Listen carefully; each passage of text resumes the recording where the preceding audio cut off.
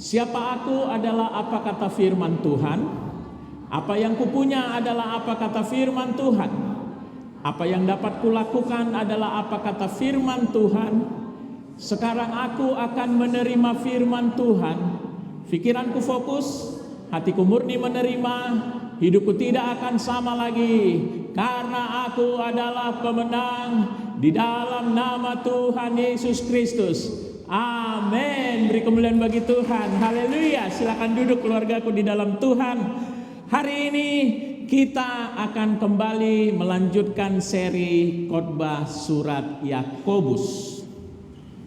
Dan hari ini kita sudah masuk ke pasal 4. Ya, kita sudah mendengar firman Tuhan dari seri surat Yakobus dari mulai pasal 1, pasal 2, pasal 3. Dan sebelum itu kita juga mendengar firman dari seri surat Yudas. Surat Yudas dan surat Yakobus, keluargaku di dalam Tuhan, itu ditulis dan ditujukan hanya kepada pengikut Kristus. Jadi bukan kepada orang-orang yang belum mengenal Tuhan, bukan kepada orang-orang yang tidak mau menerima Yesus Kristus sebagai Tuhan dan Juru Selamat, tetapi surat Yudas dan surat Yakobus itu ditujukan khusus kepada pengikut Kristus. Memang surat Yakobus ini sudah dituliskan dan sudah dijadikan pegangan oleh jemaat mula-mula. Tetapi kalau kita melihat dari pasal 1 sampai pasal 3, begitu juga dengan surat Yudas, apa yang mereka hadapi masalah-masalah pada masa itu ternyata juga dihadapi oleh gereja Tuhan masa kini. Mereka menghadapi pengajar-pengajar palsu yang menyusup ke tengah-tengah mereka. Gereja Tuhan sekarang juga sedang disusup oleh pengajar-pengajar palsu. Ya. Kemudian di dalam surat Yakobus kita disuruh untuk kuat di dalam menghadapi pencobaan-pencobaan. Ternyata jemaat mula-mula juga banyak pencobaan. Gereja Tuhan masa kini pun, orang-orang Kristen sekarang-sekarang ini pun banyak pencobaan-pencobaan. Dikatakan di dalamnya surat Yakobus juga, bagi yang kekurangan hikmat hendaklah ia meminta dari Tuhan. Ternyata dulu jemaat mula-mula banyak yang kekurangan hikmat, tetapi orang Kristen sekarang juga banyak yang kekurangan hikmat.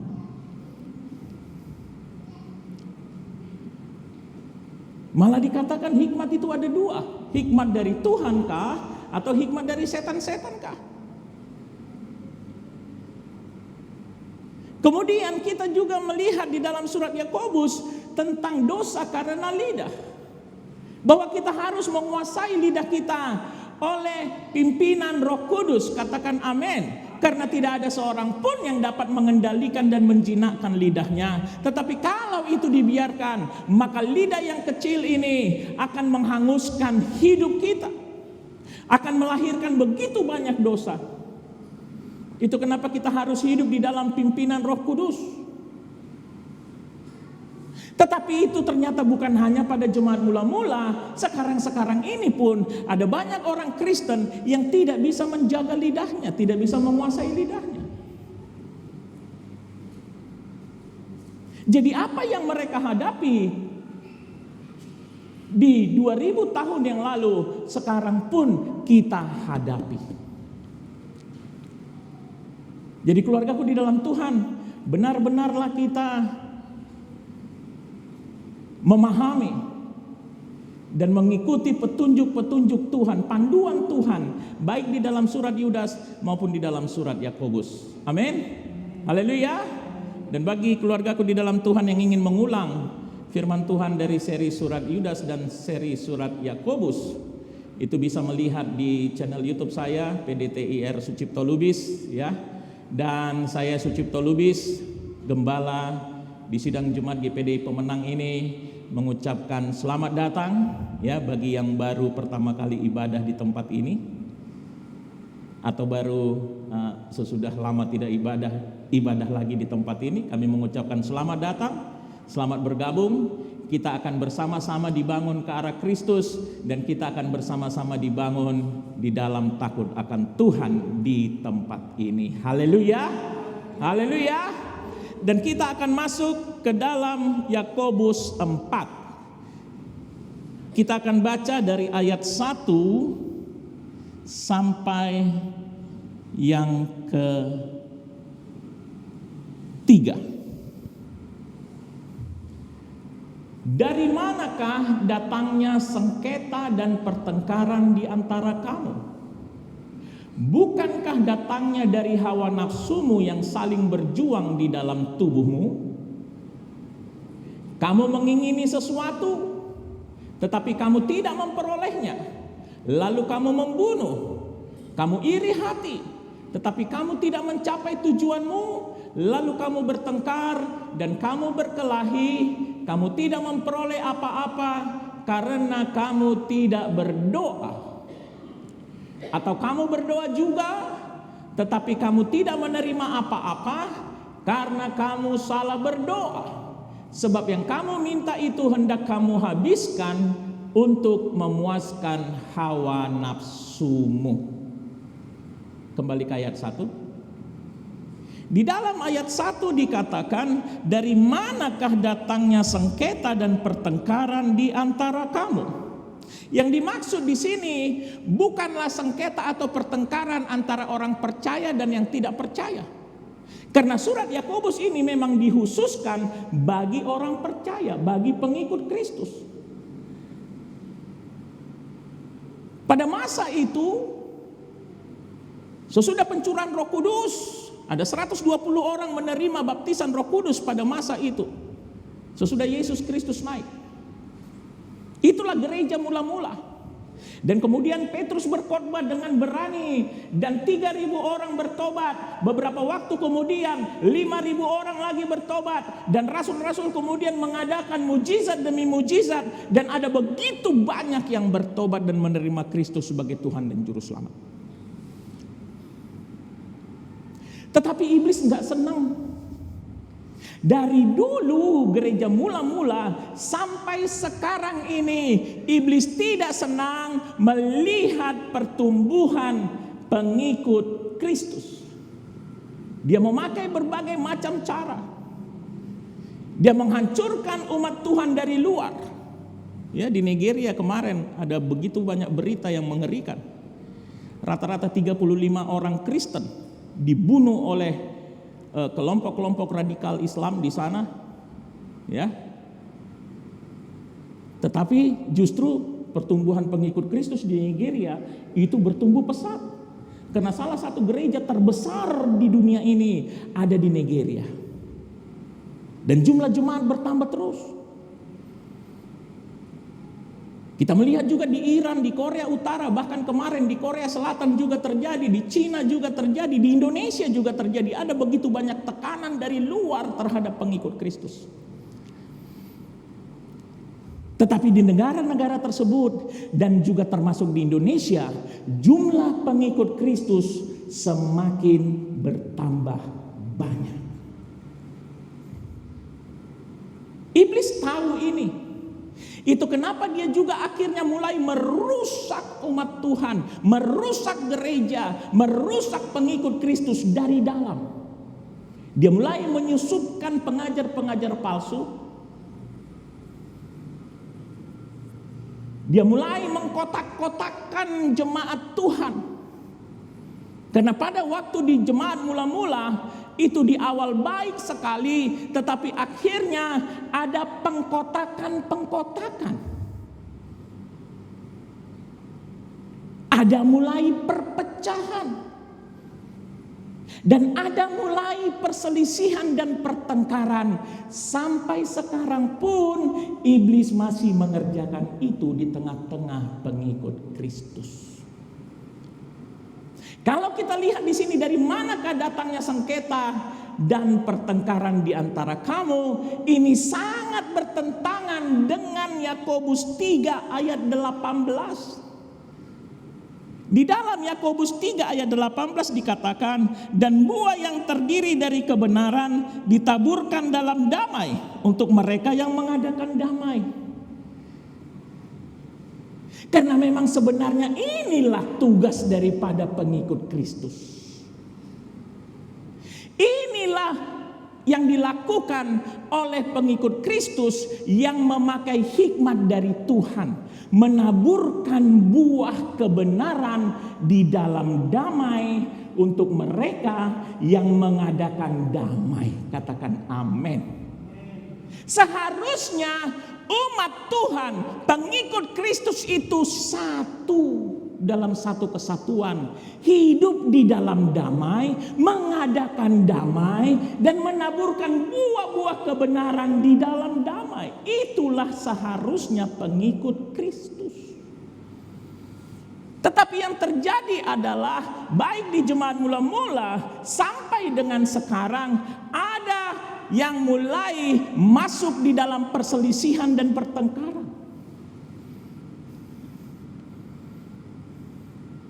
Baik di tengah-tengah jemaat, baik di keluarga-keluarga Kristen, baik di gereja-gereja. Ya, kita melihat beberapa kali ada gereja yang heboh gara-gara bertengkar antara jemaat dengan penatua dengan pendeta gembalanya, dan dari antara sinode ini dengan sinode itu. Tapi bukan cuma di situ. Di keluarga-keluarga Kristen juga terjadi perselisihan dan pertengkaran. Padahal seharusnya yang kita lakukan sebagai pengikut Kristus adalah menaburkan buah kebenaran di dalam damai. Kalau kita lihat di dalam Efesus 4 ayat 3. Efesus 4 ayat 3. Dan berusahalah. Apa? Berusaha. Enggak pasrah. Kita mengadakan usaha untuk memelihara kesatuan roh. Roh di sini huruf besar. Itu berarti kesatuan dalam Roh Kudus. Oleh ikatan damai sejahtera. Seharusnya pengikut Kristus berusaha memelihara kesatuan di dalam Roh Kudus oleh ikatan damai sejahtera. Katakan amin. Bukan berselisih, bukan bertengkar, bukan terkotak-kotak, bukan terpecah-pecah. Dan kita bersyukur di tengah-tengah Jumat Tuhan, di sidang Jumat Tuhan di GPDI Pemenang ini. Karena dulu kita terkotak-kotak, dulu kita terpecah, dulu banyak sekali perselisihan dan pertengkaran di antara sesama kita jemaat Tuhan. Tetapi sekarang kita sudah hidup di dalam damai, katakan amin. Kita sudah satu di dalam Roh Kudus oleh ikatan damai sejahtera. Haleluya. Haleluya. Kita menyukuri itu, kita bersyukur. Tetapi kita tidak boleh berhenti, karena ada banyak tahun-tahun ke depan yang harus kita jalani, baik sebagai jemaat Tuhan di tempat ini, baik sebagai pengikut Kristus, maupun di tengah-tengah keluarga kita. Kita harus berusaha memelihara kesatuan roh oleh ikatan damai sejahtera. Di dalam Roma 12 ayat 18. Roma 12 ayat 18. Sedapat-dapatnya, kalau hal itu bergantung padamu, hiduplah dalam perdamaian dengan semua orang. Bukan hanya dengan orang-orang tertentu. Bukan hanya pada waktu-waktu tertentu, tetapi kalau itu tergantung kepada kita, hiduplah dalam perdamaian dengan semua orang. Amin. Kalau orang gak mau damai gak apa-apa, itu urusan dia sama Tuhan. Tapi kita tetap mengadakan perdamaian dengan dia. Amin. Karena itu yang bisa kita kendalikan. Yang bisa kita kendalikan hidup kita, bukan hidup orang lain. Jadi kalau ada orang mau bermusuhan dengan kita, kita tetap menganggap dia saudara yang kita kasihi. Kita tetap mendoakan dia yang baik. Haleluya. Jangan doanya, Tuhan balaskan sakit hatiku Tuhan. Itu doa tidak akan diterima oleh Tuhan. Kita tetap ramah. Kita tetap membawa damai kepada dia. Kalau dia tidak mau menerima, itu urusan dia dengan Tuhan. Urusan kita sudah selesai seperti ayat ini dengan Tuhan. Katakan amin. Sedapat-dapatnya kalau hal itu tergantung pada kita, hiduplah dalam perdamaian dengan semua orang. Kenapa keluargaku di dalam Tuhan? Karena di dalam Roma firman Tuhan mengatakan kerajaan Allah itu bukanlah tentang makan dan minum, tetapi tentang kebenaran, tentang damai sejahtera, dan tentang sukacita. Haleluya. Haleluya. Jadi kalau tidak ada kebenaran di dalam kita, tidak ada damai di dalam kita, kita tidak mau membawa damai kepada orang-orang, dan kita hidupnya tidak penuh dengan sukacita dari Tuhan, kita bukan lagi dalam bagian kerajaan Allah.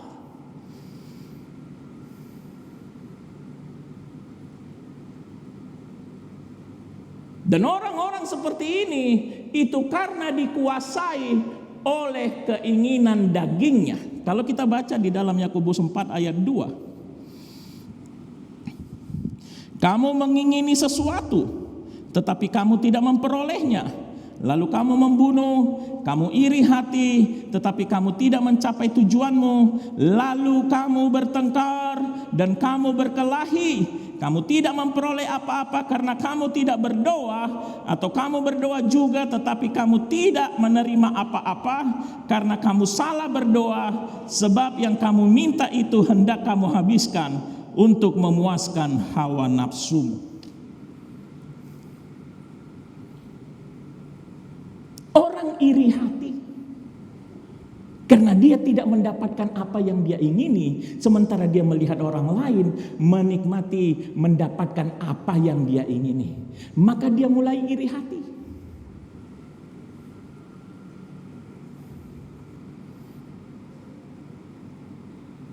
Dia mulai dengki. Dia mulai membenci. Dia mulai bertengkar, berselisih. Atau dia tidak menerima apa-apa karena dia tidak berdoa, atau dia tidak menerima apa-apa karena dia salah berdoa. Dia meminta kepada Tuhan hal-hal yang dia ingin nikmati secara daging. Nanti sehabis seri surat Yakobus, kita akan masuk ke dalam seri khotbah tentang doa, supaya tidak ada satupun di antara kita yang salah berdoa. Haleluya. Tahun ini kita akan letakkan dasar-dasar firman, pondasi yang kuat di dalam kita, termasuk doa. Karena ada banyak orang Kristen yang salah berdoa.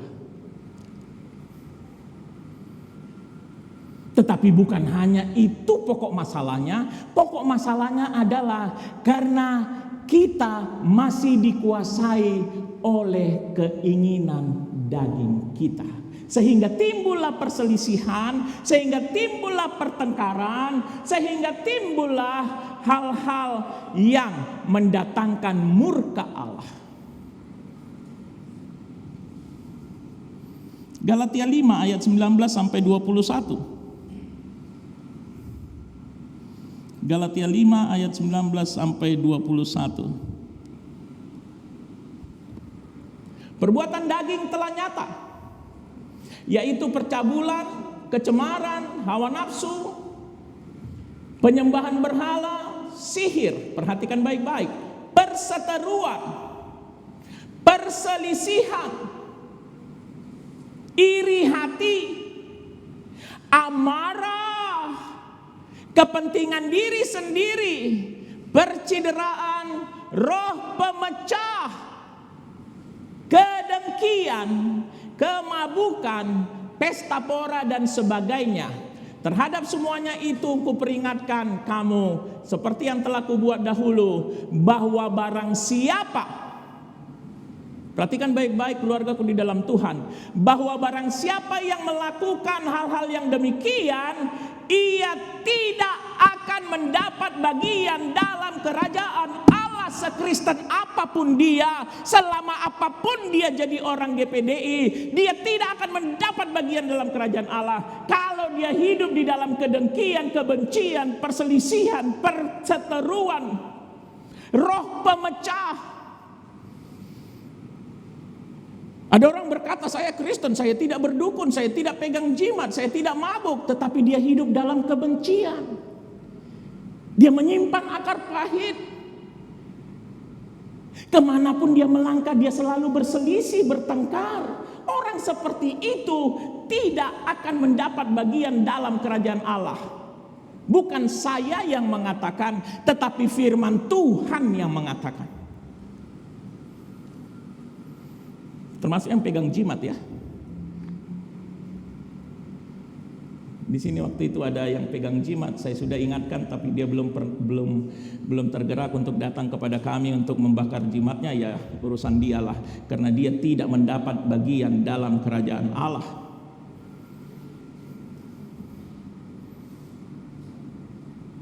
Kedengkian. Yuk ayat 20 Galatia 5. Perseteruan, perselisihan, baik antara orang tua dan anak, suami dan istri, menantu dan mertua, tetangga, sesama jemaat Tuhan. Kalau kita berseteru, berselisih, iri hati, marah, kepentingan diri sendiri, dan kita membawa roh pemecah, maka kita juga tidak akan mendapat bagian apapun dalam kerajaan Allah. Karena kerajaan Allah bukan tentang makan dan minum. Kerajaan Allah adalah tentang kebenaran, damai sejahtera, dan sukacita. Katakan amin. Bukan tentang seperti ini. Jadi buang iri hati itu, buang kebencian itu, buang akar pahit itu, buang roh pemecah itu, buang kedengkian itu, supaya engkau dan aku mendapat bagian dalam kerajaan Allah. Haleluya. Jangan kita capek-capek ibadah tiap hari Minggu, rayon, ibadah doa puasa, menyandang status agama Kristen sehingga kita dipersulit di luar sana. Taunya kita pun tak dapat bagian apapun dalam kerajaan Allah, karena kita masih menyimpan akar pahit, karena kita masih berseteru, karena kita masih berselisih, karena kita masih dengki, iri hati, amarah, dan kesana kemari menghasut untuk membawa roh pemecah. Hati-hati keluargaku. Ada banyak orang Kristen sekarang ini tidak mendapat bagian apapun dalam kerajaan Allah. Ada banyak orang Kristen sekarang ini tidak mendapatkan bagian apapun dalam kerajaan Allah. Bagaimana dengan diri kita? Yuk kita periksa masing-masing diri kita. Haleluya. Jangan periksa diri orang. Setiap orang memiliki pertanggungjawaban masing-masing kepada Tuhan. Ayo kita periksa diri kita masing-masing. Apakah ada hal-hal seperti ini dalam hidup kita sehingga ternyata kita tidak mendapat bagian apapun dalam kerajaan Allah? Kalau ada, ayo bertobat hari ini. Katakan amin. Haleluya. Halo. Semuanya diam. Saya tidak tahu terpukau atau terharu.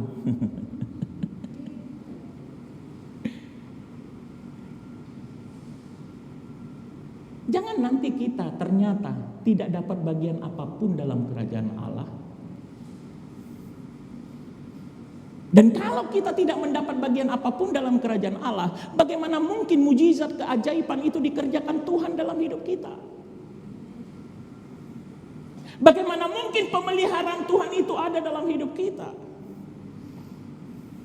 Karena orang-orang seperti ini bersahabat dengan dunia. Orang-orang seperti ini dihasilkan oleh hikmat dari dunia. Di dalam surat Yakobus pasal 3. Dan sementara dikatakan di dalam firman Tuhan ayat yang keempat, Yakobus 4 ayat 4, hai kamu orang-orang yang tidak setia, tidakkah kamu tahu bahwa persahabatan dengan dunia adalah permusuhan dengan Allah? Jadi barang siapa hendak menjadi sahabat dunia ini, ia menjadikan dirinya musuh Allah. Janganlah kamu menyangka bahwa kitab suci tanpa alasan berkata roh yang ditempatkan Allah di dalam diri kita diingininya dengan cemburu. Orang-orang yang memakai hikmat dari dunia, hikmat dari hawa nafsunya, hikmat dari setan-setan, itu akan menjadi orang-orang seperti ini. Orang-orang yang hidup di dalam perbuatan dagingnya, orang-orang yang iri hati, dengki, penuh dengan amarah,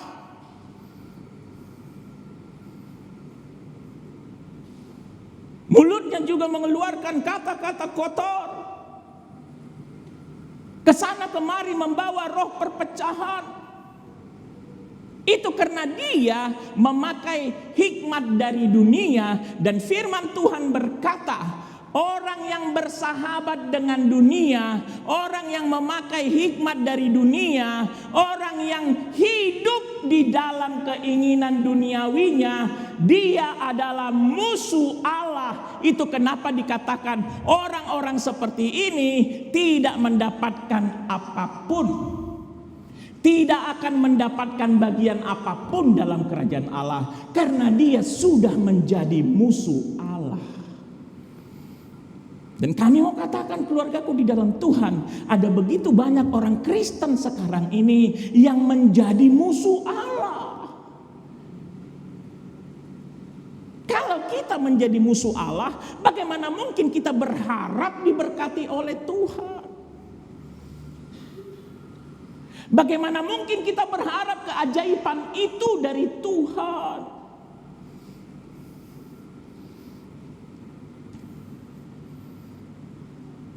Yakobus 4 ayat yang berikutnya, ayat yang kelima. Tetapi kasih karunia, ya itu ayat yang ke-6. Tetapi kasih karunia yang dianugerahkannya kepada kita lebih besar daripada itu. Karena ia katakan Allah menentang orang yang congkak, tetapi mengasihani orang yang rendah hati. Haleluya. Haleluya. Bagi orang-orang yang rendah hati, tidak masalah baginya untuk bertobat. Karena hanya orang yang rendah hati yang mau bertobat.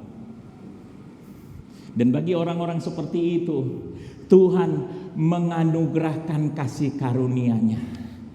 Haleluya. Tuhan mengaruniakan kasih anugerah-Nya. Yesus disalib untuk orang-orang seperti ini. Orang-orang yang rendah hati.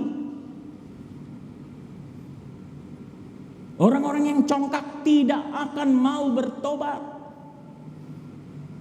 Tidak akan mau mengampuni, tidak akan mau menghilangkan amarahnya, tidak akan mau menghilangkan iri hatinya, karena dia merasa lebih tinggi. Dan orang-orang congkak seperti itu akan ditentang oleh Allah.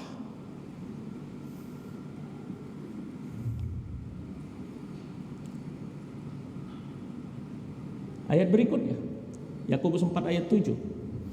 Karena itu tunduklah kepada Allah dan lawanlah iblis, maka ia akan lari daripadamu. Ayat 8. Mendekatlah kepada Allah dan ia akan mendekat kepadamu. Ayat ke-7 kembali. Karena ayat 1 sampai ayat 6 tadi, maka tunduklah kepada Allah. Haleluya. Kepada firman Tuhan, menyerahlah kepada Allah dan lawanlah iblis, maka ia akan lari daripadamu. Katakan amin. Katakan haleluya. Tadi kita dengar kesaksian ya, bahwa Pak Sakti itu dicoba untuk diguna-guna. Lawan iblis, jangan takut. Di dalam nama Yesus Kristus. Amin. Haleluya. Kenapa kita harus usir iblis di dalam nama Tuhan Yesus Kristus? Kenapa kita harus berdoa dan kita tutup di dalam nama Tuhan Yesus Kristus?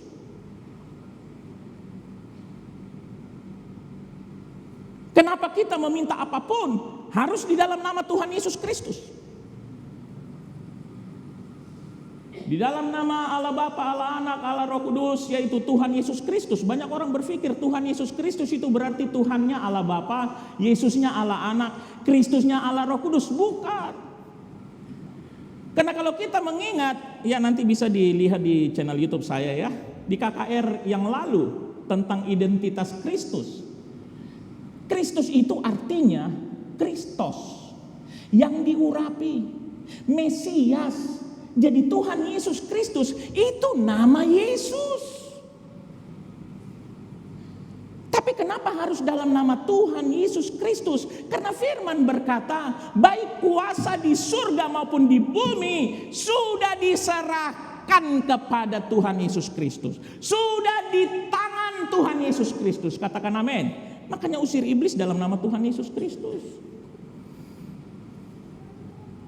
Lawan iblisnya. Jangan pasrah.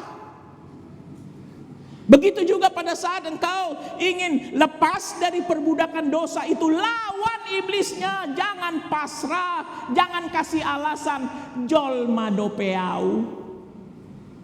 Jangan kasih alasan masih manusia biasa aku.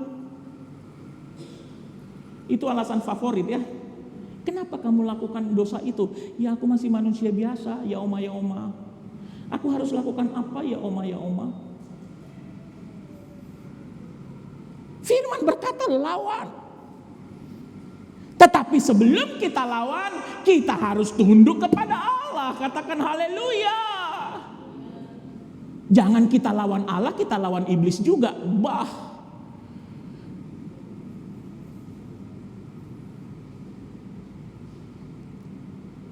Jangan kita hidup dalam pertengkaran. Hidup dalam perjudian, hidup dalam kemabukan. Kita mau lawan iblis, ngapain dilawan juga? Engkau sedang ada di dalam genggaman si iblis.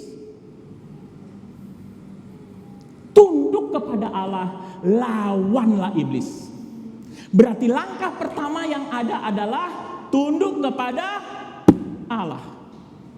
Baru kita bisa melawan iblis, maka ia akan lari daripada kita. Ayat ke-8.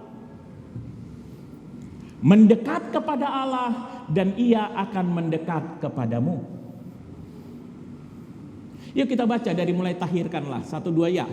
Tahirkanlah tanganmu, hai kamu orang-orang berdosa, dan sucikanlah hatimu, hai kamu yang mendua hati. Tahirkanlah tangan kita, sucikanlah hati kita, bersihkanlah hidup kita. Dengan kata lain, bertobatlah.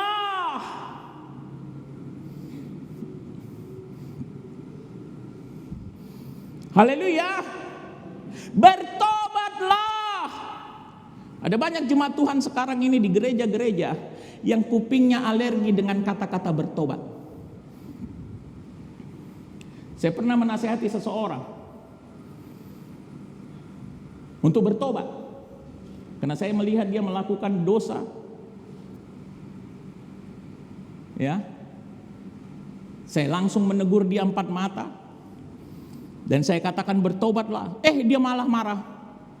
Apa yang dia katakan? Kau yang bertobat katanya. Memang tah ya. Banyak jemaat Tuhan sekarang di gereja-gereja anti dengan kata-kata bertobat, merasa terhina kalau disuruh bertobat. Itu kenapa banyak pendeta, gembala yang mulai takut berkhotbah tentang pertobatan, dan kalaupun khotbah tentang pertobatan hanya disinggung dikit aja. Karena pendeta ini, gembala ini takut kehilangan jemaat. tapi tidak takut kehilangan Tuhan. Saya lebih takut kehilangan Tuhan daripada kehilangan jemaat. Kalau harus saya tidak menyampaikan apa yang Tuhan suruh saya sampaikan, hanya supaya bisa menambah jemaat, enggak pun jadi.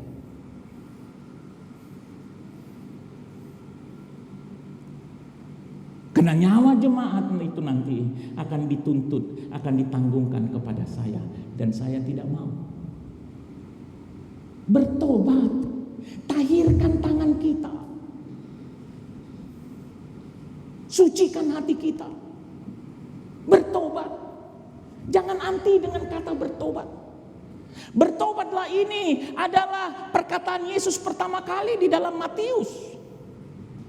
Yohanes Pembaptis juga mengatakan, menyerukan bertobat. Rasul-rasul juga berkali-kali menyerukan bertobat. Bahkan di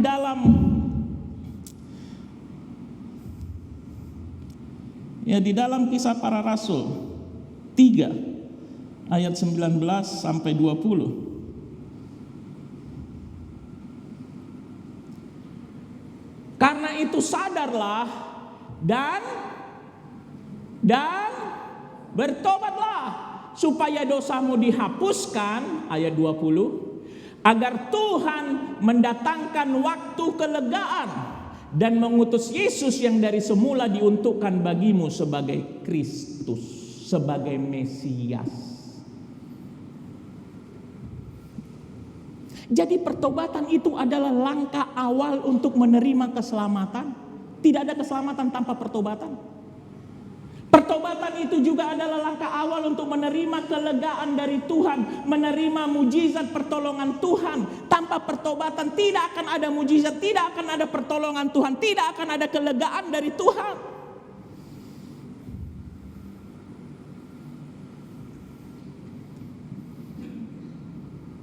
Ada yang pernah minta bantu doa kepada kami, tapi hidupnya sampai sekarang masih di dalam dosa. Disuruh bertobat nggak mau, tapi pengennya doanya dijawab Tuhan. Bagaimana ceritanya? Di sini sudah jelas dikatakan sadar dan bertobat dulu, baru waktu kelegaan Tuhan datangkan. Amin. Haleluya.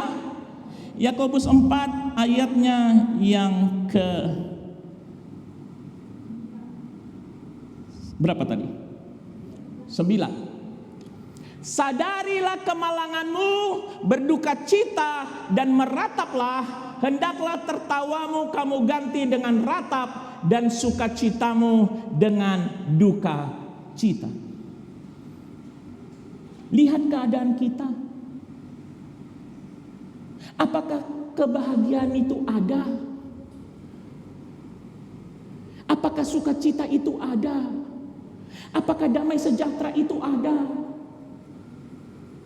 Ataukah yang ada hanya malah tekanan-tekanan? Kita melihat di Facebook, ada banyak orang mengemis-ngemis tentang kebahagiaan di Facebook. Salah. Sadar dan bertobat baru bisa bahagia. Haleluya. Haleluya. Tapi banyak orang gak sadar kemalangannya. Banyak orang gak sadar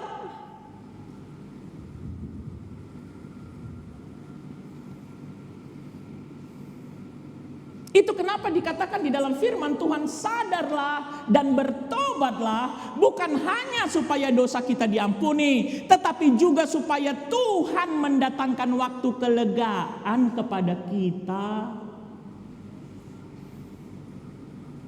Sadar dan bertobat, jangan dinikmati kali ketidakbahagiaan itu. Jangan dinikmati kali pertengkaran itu. Jangan dinikmati kali kesusahan itu. Ada orang ingin keluar dari kemiskinannya, minta tolong sama Tuhan. Tuhan, aku udah gak kuat lagi, keluarkan aku dari kemiskinan ini. Tapi bertobat tidak mau. Sadar pun tidak mau. Bagaimana Tuhan mau memberikan waktu kelegaan kepada kita?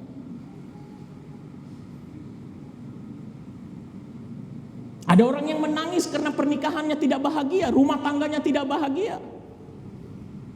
menjerit-jerit sama Tuhan, menjerit-jerit di Facebook, tapi sadar dan bertobat nggak mau. Bagaimana Tuhan mau memberikan kelegaan kepada dia? Jadi keluargaku di dalam Tuhan, sadarlah, bertobatlah. Katakan amin. Haleluya. Ayat 10. Rendahkanlah dirimu di hadapan Tuhan dan Ia akan meninggikan kamu. Katakan haleluya. Haleluya. Di bagian lain dari firman Tuhan dikatakan bahwa kita hendaklah kita merendahkan diri, saling merendahkan diri satu sama lain. Jadi bukan hanya merendahkan diri di hadapan Tuhan, tetapi juga merendahkan diri satu sama lain. Amin. Kalau orang bertengkar, berselisih, itu karena mereka tidak saling merendahkan diri. Kalau saya tidak merendahkan diri kepada saudara saya, bagaimana mungkin saya mengatakan saya merendahkan diri kepada Tuhan? Bohong itu. Bohong. Aku merendahkan diri di hadapan Tuhan, tapi dia berantem terus kerjanya. Bohong itu. Perhatikan baik-baik keluargaku di dalam Tuhan. Kalau saya tidak merendahkan diri kepada sesama saya, maka saya berarti tidak merendahkan diri juga di hadapan Tuhan.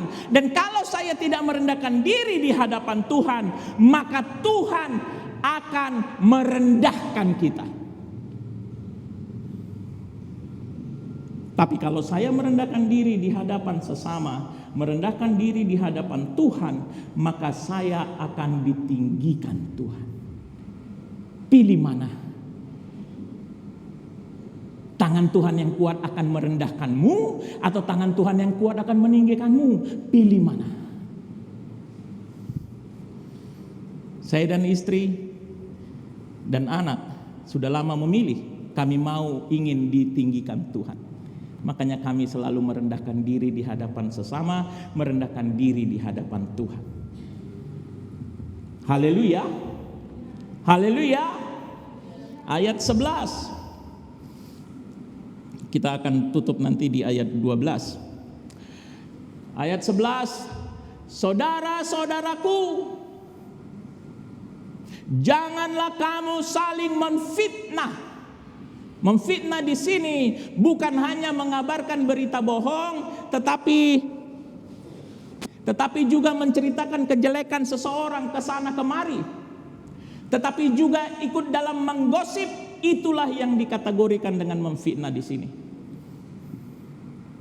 Barang siapa memfitnah saudaranya atau menghakiminya, ia mencela hukum dan menghakiminya. Dan jika engkau menghakimi hukum, maka engkau bukanlah penurut hukum, tetapi hakimnya. Jangan fitnah orang. Haleluya. Jangan gosipkan orang.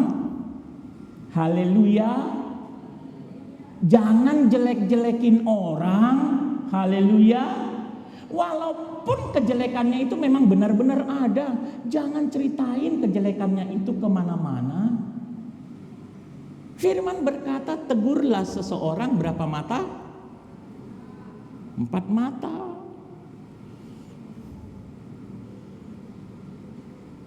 Haleluya. Jangan diceritain ke sekampung. Karena firman berkata kalau kita seperti itu, maka kita mencela hukum, mengejek hukum, menghina hukumnya Tuhan, dan menjadi hakim.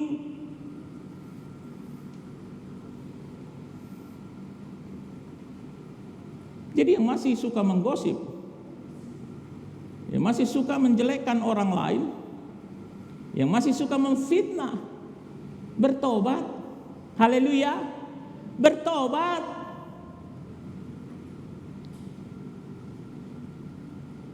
Karena kalau engkau tetap hidup seperti itu, maka engkau menghina hukum Tuhan.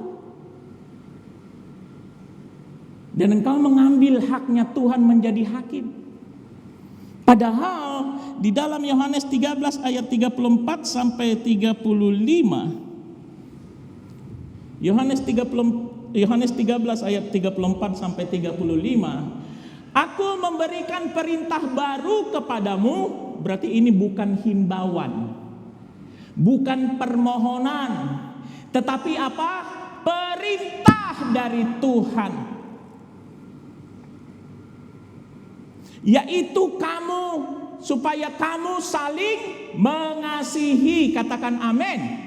Bukan saling menjelekkan, bukan saling memfitnah, bukan saling menggosip, bukan saling bertengkar, bukan saling dengki, bukan saling iri hati, tetapi supaya kamu, supaya aku, supaya kita hidup saling mengasihi. Katakan amin. Sama seperti aku, yaitu Kristus, telah mengasihi kamu, demikian pula kamu harus saling mengasihi. Haleluya. Orang saling mengasihi akan mengatakan kata-kata yang didasari kasih. Amin. Kata-kata yang membangun. Orang yang saling mengasihi tidak akan segan-segan untuk membantu, tidak akan hitung-hitungan. Kalau ku bantu dia, apa dapatku? Itu bukan saling mengasihi, itu saling berdagang.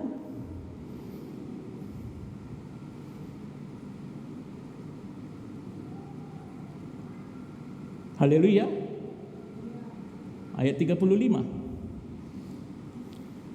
Dengan demikian semua orang akan tahu bahwa kamu adalah murid-muridku, yaitu jikalau kamu saling mengasihi. Jangan pernah katakan engkau menjadi pengikut Kristus, menjadi murid Kristus, kalau engkau tidak mengasihi.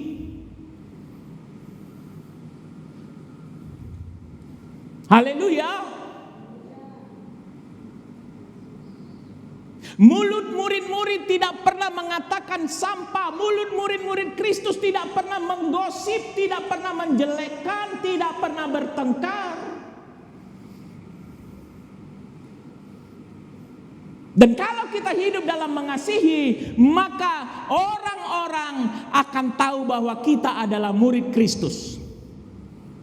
Sehingga kita menjadi kesaksian yang indah bagi Kristus kepada orang-orang. Haleluya. Haleluya. Banyak orang Kristen sekarang hanya hanya hidup dalam omong kosong aja.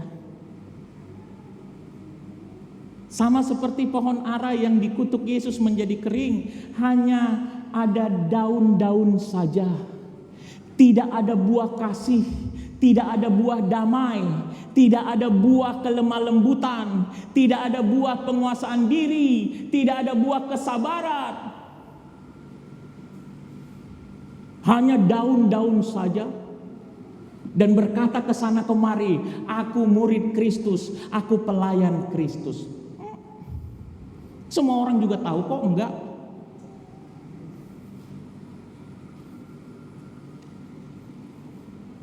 Dengan demikian, semua orang akan tahu bahwa kita adalah murid-murid Kristus, yaitu jikalau kita saling mengasihi. Katakan amin.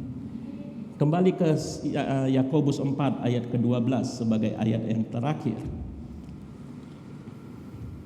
Hanya ada satu pembuat hukum dan hakim, yaitu Dia yang berkuasa menyelamatkan dan membinasakan. Tetapi siapakah engkau sehingga engkau mau menghakimi sesamamu manusia? Siapakah engkau sehingga engkau mau menjelekkan sesamamu manusia? Siapakah engkau maka engkau mau memfitnah sesamamu manusia?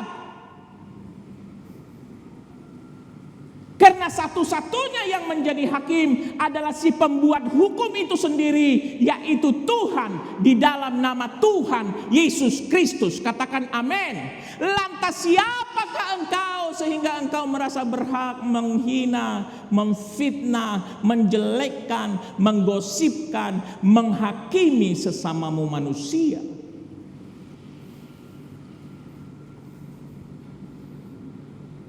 Banyak orang Kristen gak tahu diri.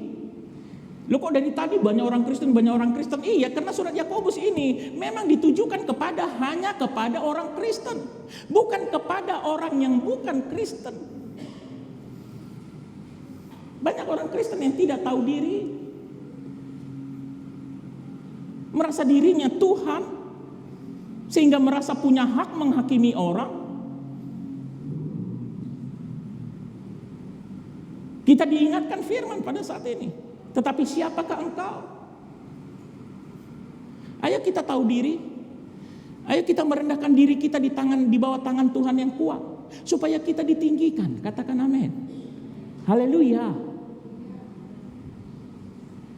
Saya tidak tahu apa kesulitan kita masing-masing di sini. Tuhan tahu. Tetapi kami mau katakan, bukan kami yang mau katakan. Firman sudah katakan.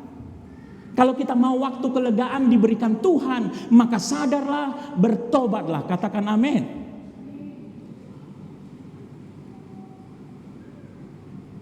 Sebentar kita akan masuk di dalam doa.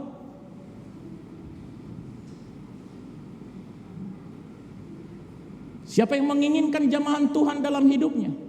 Siapa yang menginginkan jawaban doanya dari Tuhan? Siapa yang menginginkan keajaiban itu datang dari Tuhan? Ayo sadar dan bertobatlah. Katakan amin.